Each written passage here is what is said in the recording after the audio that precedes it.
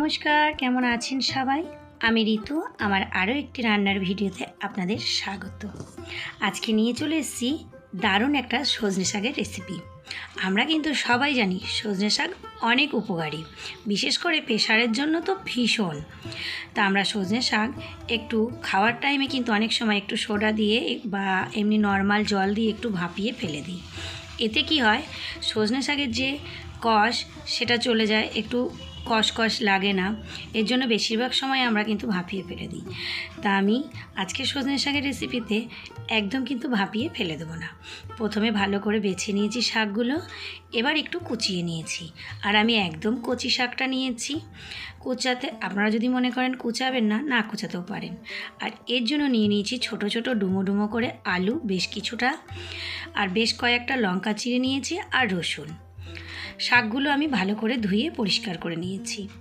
এবার আমি কড়াইয়ে তেল দিয়ে, তেলটা গরম হয়ে গেলে এতে আমি ফোড়ন দিয়ে দেবো কালো জিরে, কাঁচা লঙ্কা আর রসুনগুলো আমি একটা ছোটো হাম্বুল দিস্তায় একটু থেঁতলে নিয়েছি।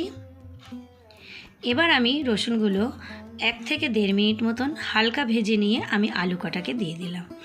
আলুর সঙ্গে আমি রসুনটাকে খুব ভালো মতন ভেজে নিয়েছি। আলুটা প্রায় অর্ধেকটা সিদ্ধ হয়ে গেছে।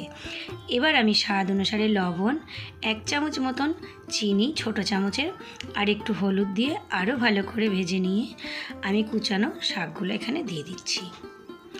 আর এই শাকটা কিন্তু এখানে আমাদের একদম ভাপাবার প্রয়োজন নেই। আর হ্যাঁ, ওপর থেকে আমি ছোটো চামচের 1 চামচ মতন খাবার সোডা এখানে অ্যাড করে দিয়েছি। এতে কী হবে, শাকটা খুব তাড়াতাড়ি গলে যাবে। আর আমরা যদি সিদ্ধ করে জলটা ফেলে দিই তাহলে কিন্তু সজনে শাকের একদম গুণটা চলে যাবে। তা যাই হোক, এখানে আমি ছোটো বাটির 1 বাটি জল দিয়ে এটাকে নেড়ে চেড়ে মিনিমাম 5 থেকে 6 মিনিটের জন্য লো ফ্লেমে ঢেকে দেবো। 5 থেকে 6 মিনিট পরে আমি আবার ঢাকা খুলে একটু নাড়াচাড়া করে আবার 3 থেকে 4 মিনিটের জন্য ঢেকে দেবো। এইভাবে একবার করে দেখবেন, আপনার ভাপিয়ে ফেলতে হবে না এবং শাকটা কষও লাগবে না। তা বাস, এখানে কিন্তু আলু একদম সিদ্ধ হয়ে গেছে, আর সজনে শাকটাও কিন্তু সিদ্ধ হয়ে গেছে।